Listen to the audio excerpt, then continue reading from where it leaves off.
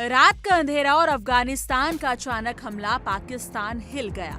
11 अक्टूबर 2025 की रात पाकिस्तान के लिए किसी झटके से कम नहीं थी। अफगानिस्तान ने 7 अलग अलग जगहों से हमला किया। अंगूर अड्डा, चित्राल, वजीरिस्तान, बजोर, कुरम, तीर और बलूचिस्तान का चमन। गोलियों की आवाजें, विस्फोट और अफगानी सैनिकों की बढ़त ने पाकिस्तान की पूरी तैयारी को चौंका दिया।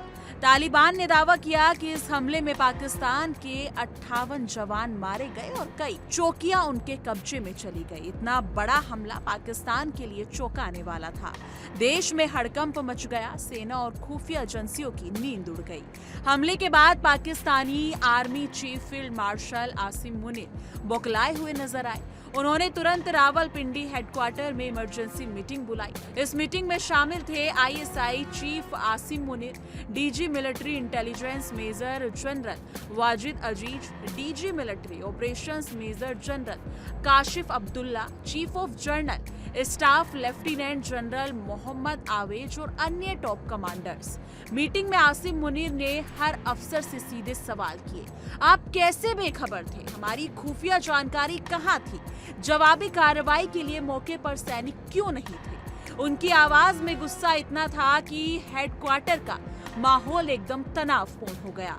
उन्होंने सभी अफसरों को सख्त निर्देश दिए कि 7 दिन के अंदर हमें पूरी डिटेल रिपोर्ट चाहिए। इस रिपोर्ट में हम चूक और गलती का जिक्र होना चाहिए और साथ ही ये बताया जाना चाहिए कि भविष्य में ऐसी गलती दोबारा कैसे नहीं होगी।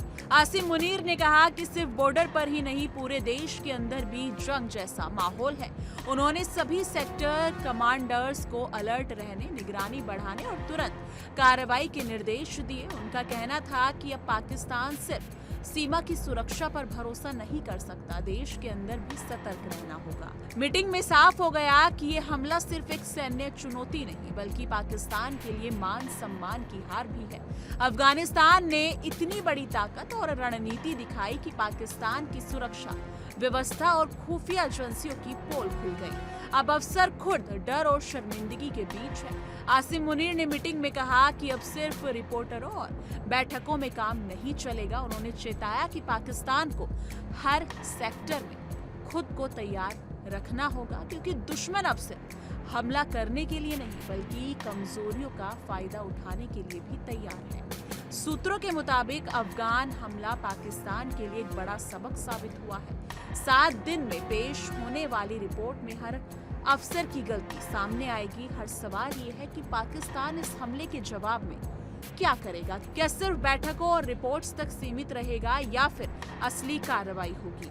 अगले कुछ दिनों में ही पता चलेगा कि पाकिस्तान कैसे अपनी खुफिया नाकामी को सुधारता है और सीमा पर अपनी ताकत दिखाता है। लेकिन एक बात तो साफ है, ये हमला पाकिस्तान के लिए सिर्फ झटका नहीं, बल्कि एक चेतावनी और परीक्षा की तरह है। लेकिन इस मुद्दे को लेकर आप क्या सोचते हैं? अपनी राय नीचे कमेंट सेक्शन में जरूर साझा कीजिएगा।